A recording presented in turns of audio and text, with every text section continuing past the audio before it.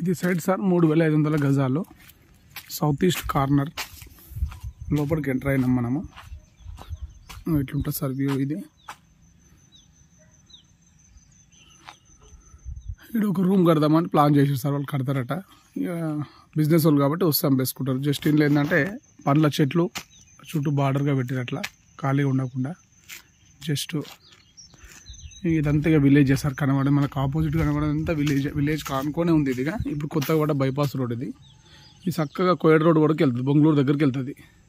అది వెళ్ళిందంటే మాత్రం అది మనం చేయడం ఏమవుతుంది అనకంటే మీరు ఆలోచిస్తే బాగుంటుంది. అది ఆన్ ది స్పాట్ మనం కన్స్ట్రక్షన్ చేసుకోవచ్చు, ఇక్కడ కన్వర్షన్ అది పెట్టుకోవచ్చు.